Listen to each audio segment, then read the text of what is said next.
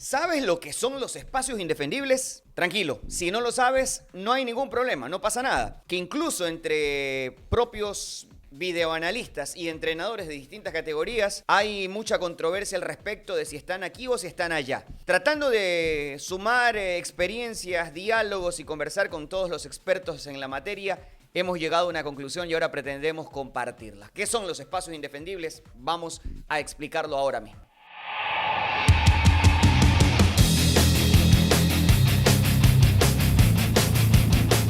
El origen de todo esto probablemente tenga que ver con una entrevista, una conversación allí de por medio con periodistas de Guardiola, donde dice que hay un par de zonas que son indefendibles, hay un par de espacios que el rival no puede defender simplemente. Pues bien, de allí hasta acá han surgido 10.000 teorías y vamos a ir ordenando cada cosa para ponerle un contexto, para ponerle un matiz, el adecuado, porque he visto que hay controversias. Hay quienes creen que los espacios indefendibles están por aquí, hay quienes creen que los espacios indefendibles están por allá. Vamos primero en orden a su origen.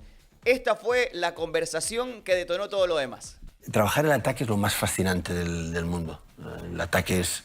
Pero nunca sabes lo que va a hacer el defensa. Sí, pero hay zonas que son indefendibles. Hay unas 2-3 zonas que es muy difícil. Que no nos vas a decir. Es el número de la lotería, ¿no? No, hay un... Pero que luego me puedes decir a mí y me echas una mano. No, hay un espacio que es muy difícil de defender. Es muy difícil de defender. Si tú tienes los extremos muy abiertos, hay un espacio que es muy difícil de cualquier sistema que se utilice. Dicho esto, no lo quiso revelar Pep, entonces vamos a ir un poco a la clasificación de la cancha por zonas de acuerdo a la teoría inglesa. Esto Juan Carlos Osorio, en algún momento cuando divide la cancha en un papel ante un requerimiento periodístico, clasifica la cancha en 18 zonas, en donde establece la zona 14 como una zona fundamental, que tiene mucho que ver en su origen con los espacios indefendibles, porque esa famosa zona 14, que ahora la vamos a ver, es aquella zona que generalmente está entre las espaldas de los mediocentros del rival y en la frontera de los zagueros centrales. Entonces, conquistar esa zona es importante. ¿Qué es lo que ocurre? Que con el tiempo, esos espacios comenzaron a taparse, los equipos se juntaron muchísimo, era casi que impermeable, era muy difícil generar esos desmarques entre líneas o interlineales, y entonces esa famosa zona 14 quedó así como que un poquito al desuso, no tanto, porque si queremos hablar de espacios indefendibles tenemos que traer la colación. Ahora, ¿qué es lo que ocurre? Que la clasificación de la cancha en 18 zonas no nos va a demostrar quizá toda la verdad de los espacios indefendibles, pero si hacemos una nueva demarcación del campo y ya no la dividimos la cancha solo en las populares 18 zonas, sino es que las dividimos en 30 zonas, pues allí vamos a encontrar esos famosos espacios indefendibles. Por ejemplo, demarcación en 18 zonas, tiene la zona 14 aquí, área de semiluna, como ya les he explicado, donde tenemos los carriles externos y el carril central. Es una división muy básica del campo de juego, dividida en 18 zonas. Pero si la dividimos en 30 zonas, hay más casilleros, pero además hay más carriles. Estamos hablando aquí de 5 carriles, que esto ya tiene mucho más que ver con el juego de posición y todo lo demás. Y aquí aparecen los famosos espacios indefendibles. Ahora bien, ¿dónde está la controversia? La controversia surge a partir de que hay quienes creen que los espacios indefendibles no son esos cuadraditos del área que vendrían a ser la zona 27 y la zona 29. Si no, se cree que el espacio indefendible es justamente la zona 22 y la zona 24, el cuadrante del eje central, que es necesario fijarlo, como Xavi explica en su argumento de cómo a él le gusta jugar, hay que fijar esa zona siempre con alguien. Él habla de los interiores. Veamos lo que dijo Xavi. Ese cuadrante, yo le llamo el cuadrante del intervalo. ¿Por qué? Porque ese cuadrante, sobre todo con equipos que juegan 4-4-2, ese cuadrante es el sitio que colinda entre central, lateral, 5 volante externo. Ahí se forma un cuadrado. En medio es muy difícil defender el que se posiciona allí, más si tienes a alguien siempre abierto en amplitud. Es decir, no importa si ese cuadrante del intervalo lo ocupa un lateral o lo ocupa un delantero o lo ocupa un interior. No importa, da igual. El que lo ocupe es difícil defenderlo. ¿Por qué? Porque si está alguien amplio del rival, el lateral tiene ya una preocupación, entonces no puede saltar a ese cuadrante. El central tiene miedo a saltar porque generalmente el delantero está fijándolo para que no salte a defenderlo. Y del otro lado igual. Entonces, muchos creen que esos son los espacios indefendibles. He visto discusiones sanas en las redes, en videos, de gente que dice que esos son los espacios indefendibles, los cuadrados de los que ahora habla Xavi. Siempre hablamos de los cuadrados, ¿vale? El cuadrado significa entre lateral, central y pivote. Los interiores tienen que estar aquí, en el cuadrado. Uno aquí y el otro en el otro cuadrado. Al final lo que busco son generar superioridades numéricas para tener el balón, para atacar y para generar muchas más ocasiones que el... Y ahondando un poquito en esa teoría de la que habla Xavi sobre los espacios indefendibles, su equipo juega así, de esta manera, y lo demuestra.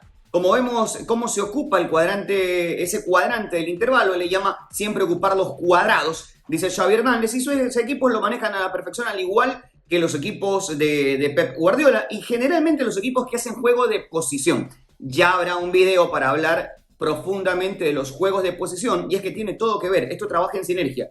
Los juegos de posición tienen mucho que ver con la tenencia de la pelota, con la ocupación del espacio, con los 5 carriles, con los espacios indefendibles y un aspecto importante, con el hombre libre o, lo que es lo mismo, dicho de otra forma, la búsqueda del tercer hombre, que generalmente esto es una triangulación. Estimular una distracción para liberar a un hombre que siempre libere una línea de pase que sea ese tercer hombre, es decir, un toque hacia adentro, otro hacia afuera, o un toque hacia afuera y otro para adentro, para encontrar en un tercer elemento que no está participando de los dos primeros toques, ese tercer hombre que compromete la acumulación o la forma de defender del rival. ¿Qué fue lo que dijo Guardiola en una entrevista cuando le vuelven a preguntar por el tema, pero esto ya en Inglaterra? Esto fue lo que dijo Pep. Say these areas is so difficult to defend, especially if you have incredible players. The moving that positions to make the difference. So that is not a fantasy say that is indefendable. Indefendable because you imagine this player get the ball, make one dribbling or one shot and going to score a goal. But I think there are 1 or 2 areas that is so difficult to control. If they control these areas, they defend so deep. And it's difficult to make a counterattack in that situations. Conclusión, yo creo que los espacios indefendibles están bastante bien identificados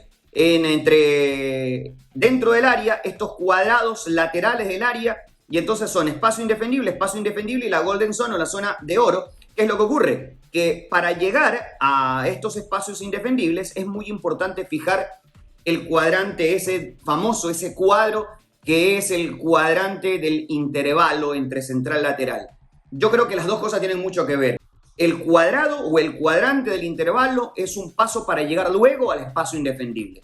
Si conquistas esa zona, probablemente te sea más fácil conquistar la otra. Esa es mi conclusión. Es decir, yo no creo que sea o lo uno o lo otro. Al final, el espacio indefendible es ese cuadrado dentro del área. Para mí, respeto las otras teorías y lo he conversado muchísimo con muchísimos entrenadores que además estimulan juegos de posición con consigna, con enfoques específicos para llegar a esa zona. Ahora, para llegar a esa zona hay que hacer una serie de cosas bien antes de llegar a ese espacio indefendible. Bueno, uno de ellos tiene que ver con la conquista de esos cuadrantes por dentro, que lo pueden ocupar laterales, que lo pueden ocupar extremos, que lo pueden ocupar interiores y a veces hasta delanteros, porque si un delantero va allí, puede ser que alguien ocupe su lugar. Esto es juego de roles nada más.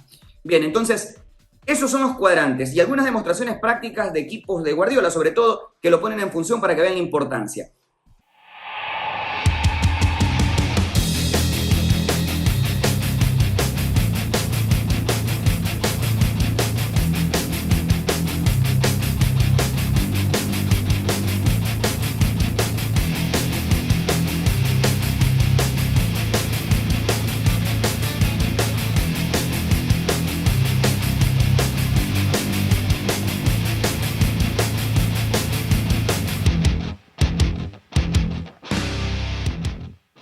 Bueno, creo que queda bastante claro cuáles son esos famosos espacios indefendibles o la zona indefendible.